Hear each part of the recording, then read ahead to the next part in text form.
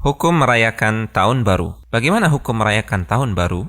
Sebelum menjawab pertanyaan tersebut, mari kita simak beberapa alasan berikut ini. Pertama, turut merayakan Tahun Baru sama saja dengan meniru kebiasaan orang-orang kafir. Karena tradisi merayakan Tahun Baru ini muncul dan lahir serta berkembang di kalangan mereka. Nabi SAW melarang kita untuk meniru kebiasaan orang-orang fasik, termasuk orang-orang kafir.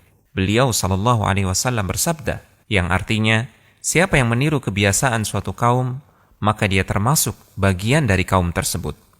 Abdullah bin Amr ibn al-As radhiyallahu ta'ala anhu mengatakan, siapa yang tinggal di negeri kafir, lalu ikut merayakan perayaan Nairuz dan Mehrajan, 2 hari raya orang Majusi, dan meniru kebiasaan mereka hingga mereka mati, maka dia menjadi orang yang rugi pada hari kiamat kelak.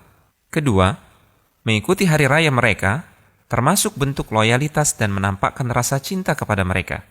Padahal Allah Subhanahu wa Ta'ala telah melarang kita untuk menjadikan mereka sebagai kekasih dan menampakkan cinta kasih kepada mereka.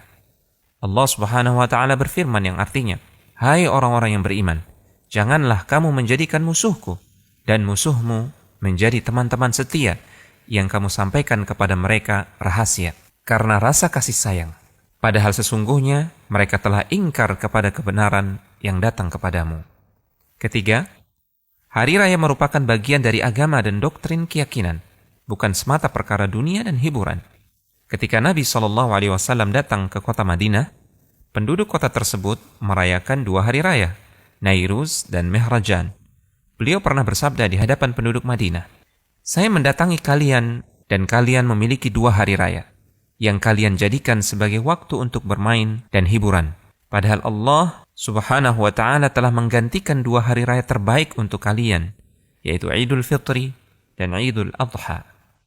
Perayaan Nairuz dan Mehrajan yang dirayakan penduduk Madinah, isinya hanya bermain-main dan makan-makan. Sama sekali tidak ada unsur ritual sebagaimana yang dilakukan oleh orang-orang Majusi, yang menjadi sumber asli 2 perayaan tersebut. Namun mengingat hari tersebut adalah perayaan orang-orang kafir, Nabi SAW melarangnya. Sebagai gantinya, Allah berikan 2 hari raya terbaik, Idul Fitri dan Idul Adha. Untuk itu, turut bergembira dengan perayaan orang kafir, meskipun hanya bermain-main, tanpa mengikuti ritual keagamaan mereka, termasuk perbuatan yang terlarang, karena termasuk turut mensukseskan acara mereka.